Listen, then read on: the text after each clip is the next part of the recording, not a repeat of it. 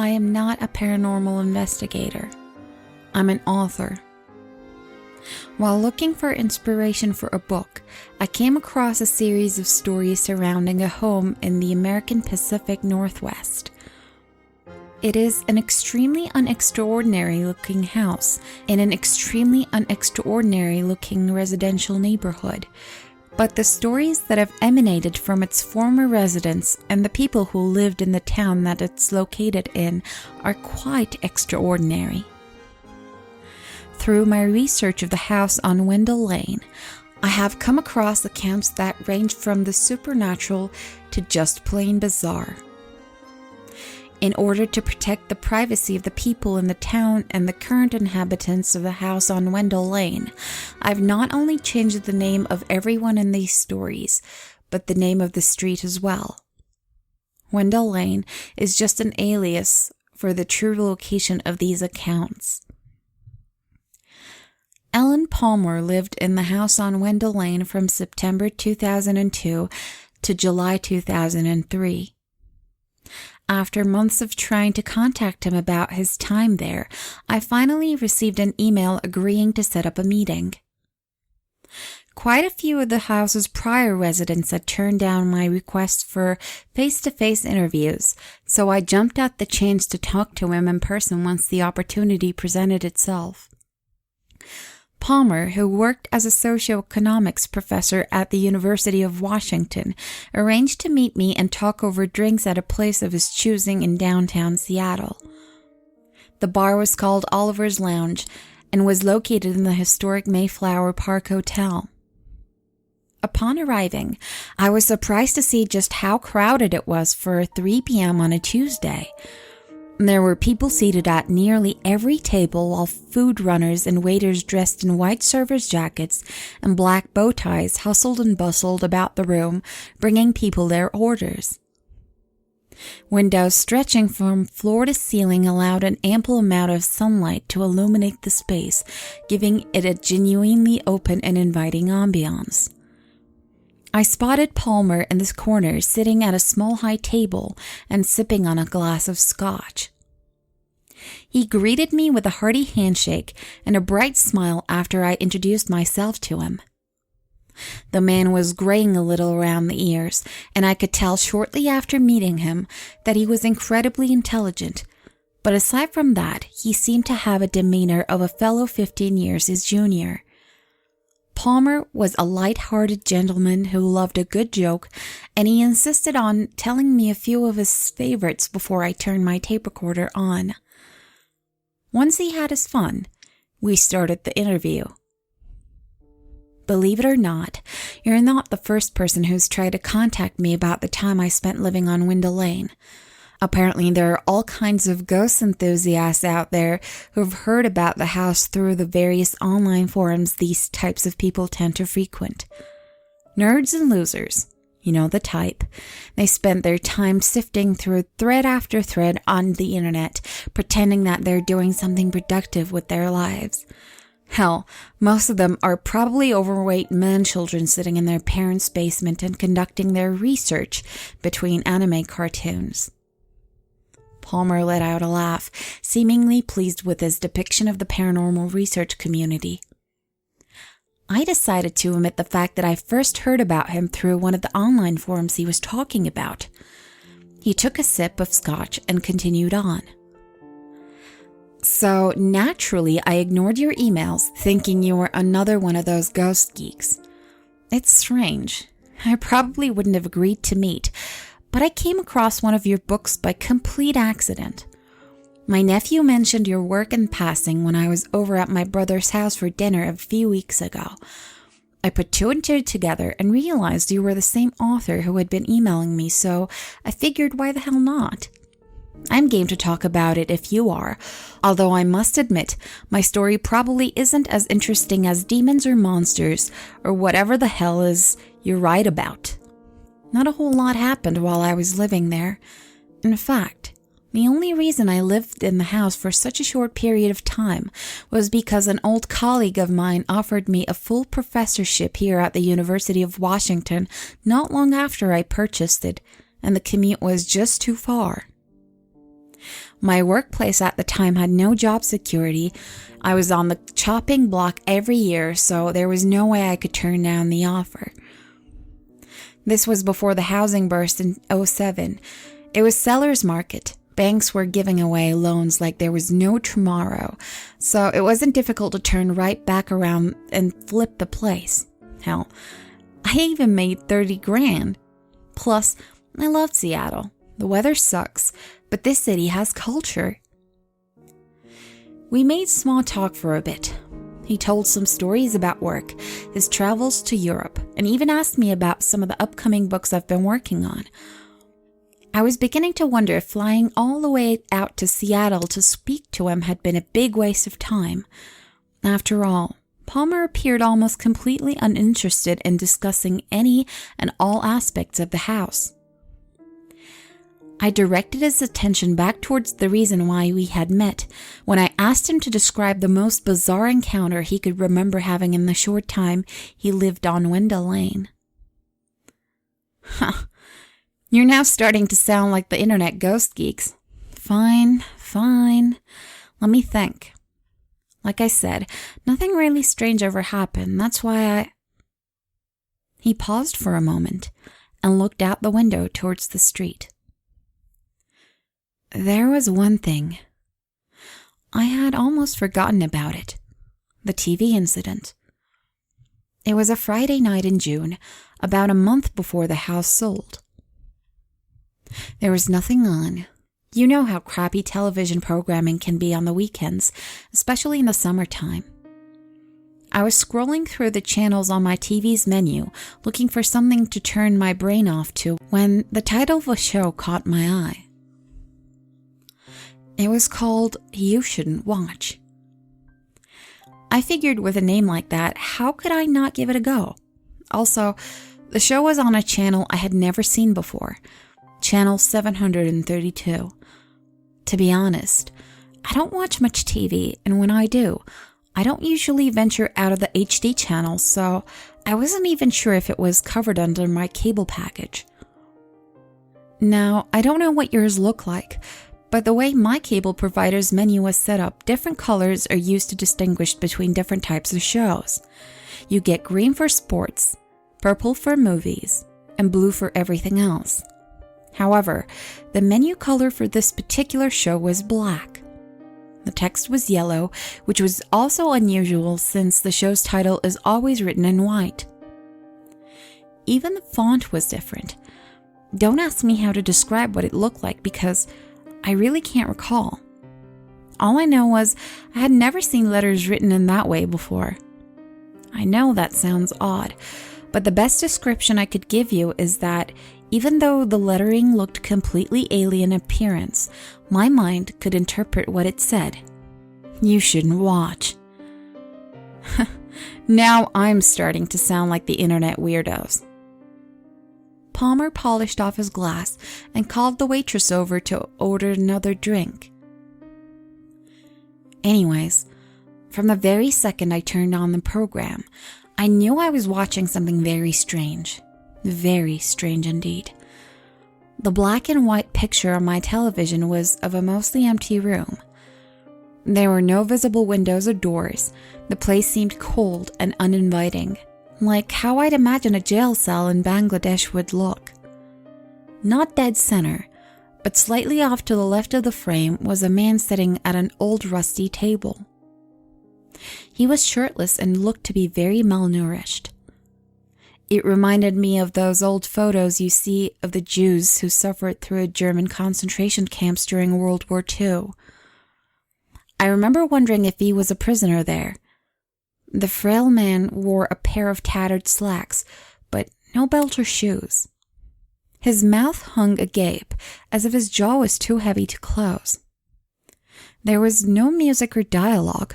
The only noises radiating from my speakers were the sounds of his wheezy, raspy breaths. God, it sounded like he was suffering from emphysema or something. I followed his gaze down to an old rotary phone sitting on the tabletop.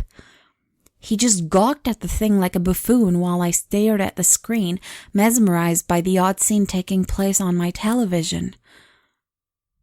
I hit the info button, hoping to read a synopsis of what the show was about. But of course, there was nothing, so I just kept watching. For minutes, he didn't move. I giggled to myself a bit, the way you do when something makes you uncomfortable and your brain thinks laughing will ease the tension. The whole time I was waiting, hoping for something that resembled a dialogue. Anything to prove that I was just watching some weird movie and had simply turned it on at the wrong time, but nothing happened. Perplexed and a little bit bored, I stood up from my couch and headed over to the kitchen to rummage through the fridge for a little late-night snack. I was about halfway done making myself a sandwich when I heard the most terrible noise. Palmer paused briefly. At first, I thought he had stopped his story because of the waitress returning from the bar with his drink, but he barely acknowledged her presence. The man was caught up in deep thought as though he had just remembered something important. When he finally began speaking again, the tone of his voice had completely changed. Gone was the chipper, upbeat persona I had come to know by him. Palmer was clearly distraught. It sounded horrible, like a dying animal. I remember an awful sensation of nausea washing over me. It was the strangest thing. There was an ominous feeling in the air too. Death, ruin, calamity, all hanging over my head. Once I realized that the noise was coming from the television, I put down my sandwich and hurried back towards the living room. The scene on the TV was essentially the same, except now, the sickly-looking man had turned his head up towards the ceiling and was howling and groaning in the most unpleasant of ways. The longer I watched, the more it made me feel like I was going to retch. The whole thing was utterly abhorrent. The man would moan for 30, maybe 40 seconds at a time before stopping suddenly. Then he would take another deep, wheezy breath, and the terrible sounds would begin anew. I cringed as I took it all in. My visual and auditory senses were being assaulted by the most disagreeable of stimuli, and I was still fighting off the urge to vomit all over my living room carpet. Just when I thought things couldn't get worse, the man, still groaning, mind you, turned his head in the direction of the screen and stared straight into the camera. The thing is, I was certain he was looking directly at me. That's what it felt like. It was almost as if we were in the same room. I probably should have turned off the show, but after minutes of nothing, something was finally going on, and I felt compelled to keep watching, even though I was suffering immensely. I stared into the glazed-over eyes of the sickly-looking man until he turned his attention down towards the phone sitting on the table. Palmer hunched over in his seat and removed his glasses. He seemed visibly shaken. The 42-year-old econ professor clasped the bridge of his nose between his thumb and index finger and let out a deep sigh. Beads of sweat had begun to form on his forehead. "I'm sorry. Forgive me. I haven't thought about this night in a long time. I suppose it's possible that my mind pushed this episode to the back of my consciousness and I forgot all about it. Kind of a defense mechanism type of thing.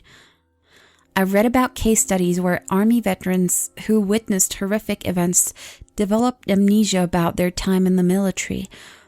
It seems as though I might be going through something similar, except as I sit here and talk to you, everything begins to come back to me." I asked him if he wanted to continue. He agreed, then resumed his story. His hand quaked violently as he lifted the phone to his ear. His arms were rail-thin, and it looked as though he was struggling mightily to hold it in place. With his other hand, he clumsily started spinning the rotary dial. That's when my cell phone started ringing. A chill ran down my spine.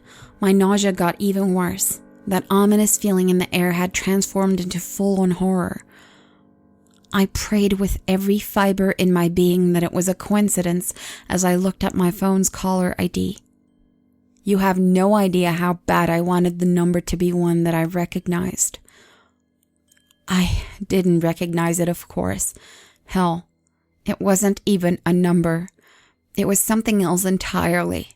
In that same strange alien text from the TV's menu, when the words, "You shouldn't listen," written where the caller's number should have been. That was enough for me. I hung up the phone and reached for the remote on the coffee table. I must have pressed the channel button a dozen times, but the picture never changed.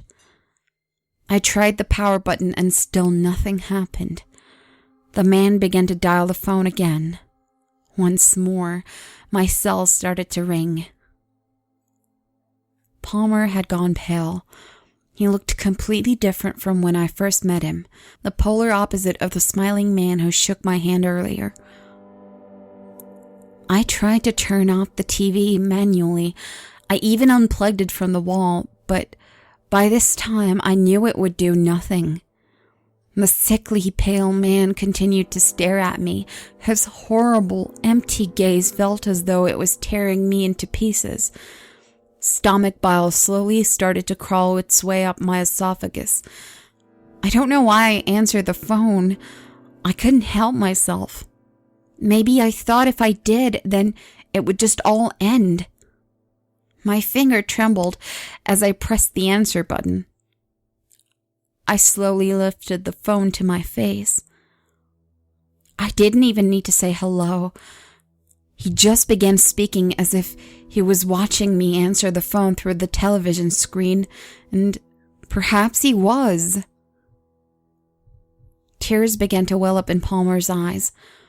I tried to tell him that he didn't need to go into further detail if he was uncomfortable, but he kept talking as though he never even heard me. By that point, he would have finished the story even if there was no one sitting across the table from him. He spoke to me in a terrible voice. It sounded like he was gargling shards of glass. His lips moved on the screen, but I could hear him clearly over the phone. He said, "You shouldn't tell." Then in one horrible, inhumanly quick motion, he leapt out of the frame as the screen went to black. Jesus Christ. He said, "You shouldn't tell." Did I just tell? Vincent, please, does that mean I just told? Palmer fell silent and stared awkwardly into his glass for a moment. He then apologized and excused himself from the table. It was the last I saw of him that night. He sent me a text message 15 minutes later explaining that he had to go home and instructing me to charge the bill to his tab.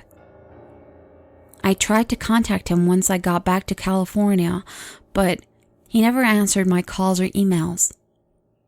A few weeks later, I found out what happened to him after performing a simple Google search of his name. 12 days after Alan Palmer and I met to talk about the house on Wendall Lane, he was found dead in his Seattle home. There was no sign of struggle or forced entry. However, due to the horrific nature of his death, Seattle PD does believe that he was murdered. Palmer's body was discovered in front of the television on his living room couch, missing ears, eyes, and tongue.